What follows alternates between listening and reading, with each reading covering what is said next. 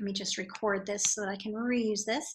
I would get, uh, all of a sudden I would get on the intakes that everybody's on Percocet or everybody's on this. No matter what the diagnosis was, as a physical therapist, I knew what the pharmacists, reps in the area, where they were hitting, because all of a sudden not everybody would be on that medication. So it's funny because there's a saying that the teacher will come when the student is ready, or the student will find their teacher when the student is ready, or whatever variation. And that's so true. That's so true. But it's like a similar thing where there's something in the air, and if it's meant for you, it comes at you. So I wanted to have a topic today about upper limits and feelings of victimization, because this is what's been coming to me a lot on my one-to-one mentorships. This is always an underlying thing, right? Especially if you work with women, and if you're working with personal development, doing some coaching, if you've been in coaching groups or something like that, there's always this idea of like you're holding yourself back. And we're just here in the curvy hustle mentality trying to teach you that you don't always have to like burrow through it and not listen to your guts and ignore the messages, and it's only fear, and ignore fear completely, and it never has anything good for you to say to you, or it's you being weak, and don't be weak. And we actually realize that sometimes internal or interoceptive type of sense of safety and security, and maybe it's because of our tendency to have a little bit more mature emotional intelligence versus our male counterparts, or just even at this time, honestly, it's some other women counterparts at this age in the game. If once you're out in the real world, if people have been very masculinized, even if they're women, but they've been very masculinized in the patriarchal model, it's very hard for us to sort of see benchmarks and listen to things, and we think we're being weak when something inside is telling us innately, this is not right. And so we end up, women tend to have a lot more anxiety or whatever, but I don't think that's really true. I think what happens is we tend to report our anxiety more. We tend to try to express it and speak about it. And one thing we do when we don't feel safe to express it is we tend to change the dynamic, and we change the environment. And a lot of times what we will do is keep in our safe, good girl zones. And I'm sorry if my dogs start barking, it's just that they were in their rooms. I saw Buddy kind of running down the stairs, and I had kept them trapped for like I said, we were in a long conversation after yoga club this morning, and I felt really bad. So they're free because I care about my pets, so they may start barking. Hopefully not. But anyway, we get to a point where we're expressing and we're communicating, but if it feels unsafe for us to do that, or we feel like we're going to be belittled, or we feel like we're going to be in our careers not respected, what we will tend to do is change the environment by pulling back, or I always call it half-assing it. Like we'll kind of half-ass it, and then we'll really make it very logical why we need to half-ass it. And so this has been coming up a lot. This is definitely something, that upper limit thing that I go through. I definitely was never fear of failure with me. I realized, and I was talking to two very powerful mentors in the health and wellness space, and I mentioned to them, they were talking about, the fear of failure and how we don't want to look bad or whatever. And every time I would hear these conversations with mentors or people I wanted to be my mentor, I was always like, that's just not me. That's just not me. I don't fear. I mean, look at me. I'm out like wearing my unicorn all the time. What I had a problem was always fear of success and what that would mean in my life. And a big chunk of that was this kind of story, this backstory I had in my head in terms of like what would happen if a happy family had, this kind of inner competition going on between the role of the mother and the role of the father, mainly because what if the father is really like, like every guy, because again, in my head, because of my history and my story, it was always men who were jealous of women's success, and men who kept women down and wanted them to stay in certain patriarchal type of traditional roles were just old-fashioned, or I'm Puerto Rican, so it was like Latino way, or it was always kind of like okayed, where it wasn't okay, but it was kind of like there was an excuse made. And I remember being very much like, bull BS, okay? There's not that excuse. So it was very surprising to me that that programming was still in my head, and I literally would hold back from growth cycles that I had pushed for. There'd be this upper limit because I somehow in my head had where this was going to equal this type of busyness, or this was going to take me or distract me, and I wasn't going to have, for me personally, it was always about energy. And I have a long story about that, not going to get into that.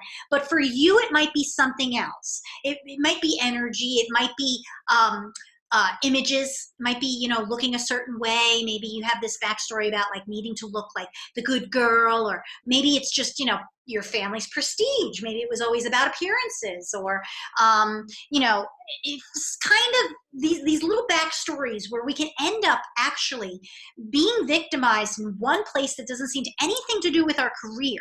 Okay, could be totally in our personal backstory, and usually it is, okay, because the stuff that's in our career, that's in our work sector, that we feel victimized. Oh, I feel so overwhelmed, I don't know how to write these notes. Oh, I feel so overwhelmed, I don't know how to manage these systems. Oh, I feel so overwhelmed, how do I hire staff, I need help.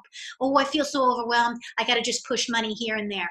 Those things are super easy to fix, okay? They just need a system or a blueprint or a straightforward thing, and that's why it's always been, let's run to whoever is that mentor, which usually was some guy who's been doing it, because you know why? Because the women kept limiting themselves and holding themselves back.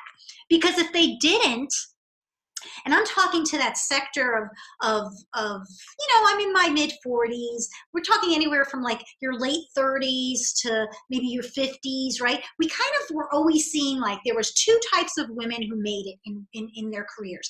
The rich girls, they got everything given to them by their rich husbands or their rich daddies, and so they got to do whatever the hell they wanted. Or it was the women who were bitches, just complete, you know, they really, somebody else they hired and somebody else to take care of them. They had babies maybe, but they hired somebody else to take care of the kid all the time. They, you know, they showed up, they were like, they had their trophy husband or their trophy wife, or they treated their husband like a trophy, or they didn't respect whatever, or they were stepping on men's heads, and, you know, in pictures and this. It was kind of like, and I, you know, it's kind of like none of those pictures were me, you know, like I didn't really want it. So again, subliminal messages. And so here I am feeling like a strong, empowered woman, being like, Mom, you don't know what you're talking about. This is just an asshole guy.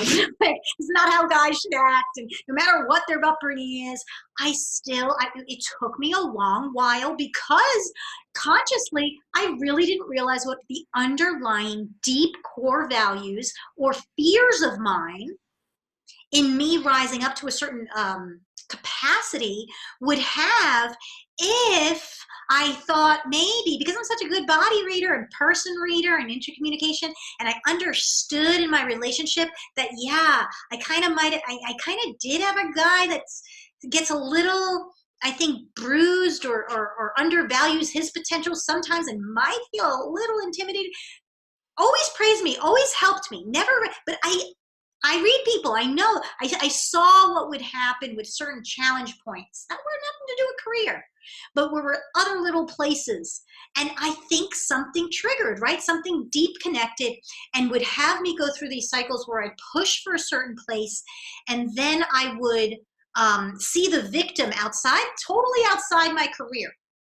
Never felt victimized in my career. I still don't. I mean, I'm the woman that was like, don't have direct access, work around it. Don't have a rule that lets you do supplements in North Carolina, work around it. I mean, I figured out a way to push the things I could do, and I didn't worry about, you know, I didn't break any rules, but I pushed it to the limit of what I could do.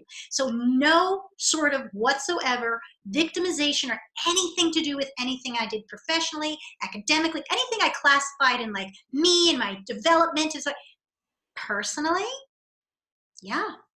I had some old wounds. I had some things I needed to work through that were melting, molded into my core of who I was, that would come up at this critical point of jumping to the next level. And I have to give this certain permission, or get this certain permission at some point, someplace else externally, to like go there. Like literally, it would be like some catastrophe or something like that, or some sort of something. I like self-sabotage and put myself into positions where I have to feel that fire again, that I have to kind of get a little pissed or desperate or something and go back there. So what I wanted to bring up was this conversation here, and I wanted to know, has anyone else felt this way? Has anyone else maybe felt victimized in some area, some place? I talk about the 5 realms model. So there's the physical, maybe it's in your physical limitations, right? Maybe you've dealt with disease, maybe you went through this whole disease thing and that's how you ended up in health and well-being. Maybe you went through a total financial crash and that's how you ended up a financial working person. Maybe you were, victimized in terms of not being allowed to do what you want to do, and that's why you became some, rebel or something, psychosocially, mentally, right? So we got psychosocial, mental, socially. Maybe this is just, just totally energetic wise, like you had depression, low vitality, you didn't want to go there, and maybe sense of purpose, where you really feel you're here to play the role. And believe it or not, there are alpha women, there are very successful, career-driven women who feel their primary role here on earth is to be a good, steady, supportive partner to their partner at home, their life partner at the time, and their children. And family values, really deep core, maybe very deep spiritual values of doing some sort of service.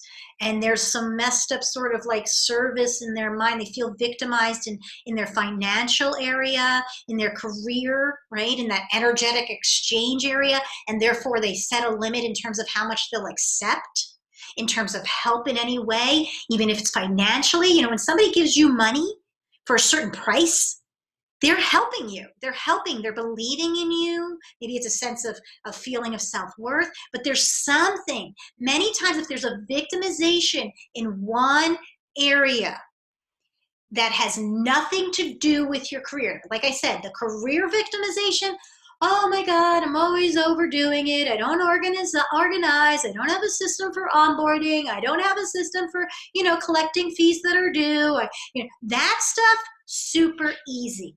That's click A, you get B. Click A, you get B. It's very linear. It's a very cause and effect. It's a very, systematized, coming out of, the whole production line mentality. That's a lot of what you're taught in personal development. It's a very masculinized, linear type of A equals B. Our lives are not like that. We're reminded every 30 days when you sit and you sit down, you go to the bathroom, you got your period, and you're like, this makes total sense. And meanwhile, you don't know why you don't realize it's your period the whole week before. It's because you got these hormones that just are like disconnecting you, and it's not that they're doing what they need to do, but you're so disconnected because you're so in the rest of the world, right? This is just our reality. This is just our reality. We need to learn those curves and those tangents and how to meet that, and without regressing, without bowing down in servitude to make it easier on everybody else, so that it's easier on us dealing with the harder stuff we need to do. So I'm asking you, have you ever seen any of this? Maybe this is new to you. I'm just sort of putting this out there because you're not alone. You're not alone. This is exactly why so much of my mentoring is almost pretty much life coaching. That's why it's all the same to me. People are like, you do a million things. I just spoke with a gentleman who wants to talk to me about something. And I was explaining, he's like, how did you get to where you are? And I was explaining, 10 years in orthopedics and sports medicine. And, and then I had babies of my own, and I saw an outlet for myself to work into women's health because I saw a gap. And in that gap, I realized, there was a lot of stuff that I saw in a holistic model from working with sports and athletes, and that wasn't being put in the regular model. This is all making sense, this evolution of this revolutionary idea, medicine woman, revolutionary woman. It all makes sense of how I've evolved. And the man just was silent for a moment. And I'm not saying he was a man. I think I talked to a lot of women like this too. I mean, just a lot of people who just don't get the evolution. It's always like A plus B will equal C, and I've done this, and then I did this, and this is why I'm here. And then they crash, and they don't know where the hell they are. They get completely lost because they stopped looking at the whole big picture. And here I am saying, this is what evolution, this is evolution of life. This is the evolution of a career you crave in the evolution of a life you love. That type of mentality will lead to an upper limit. If there's a victimization in some other area, okay, the tendency is to allow ourselves, instead of regressing, to allow ourselves to actually jump into the unknown, fearlessly loving more, and being more receptive ourselves, right? How can we give and work on those areas we feel vulnerable? That's the whole Brene Brown thing, the vulnerability, walking into the wilderness, being brave, being bold. It's that point in which there's a vulnerability affecting your output at a certain level. And a lot of times, ladies, that comes out to us in our finances. You will work your ass off. You will enact every blueprint you get. You will high five everyone cheering you on. You will implement all the things you want to do. And all of a sudden you will realize you're not hitting the same gains as other people around you. And it's because you're hitting your upper limit. That's my thoughts for today. Tell me what you think. Can you relate in any way? I'd love, love, love to hear your feedback.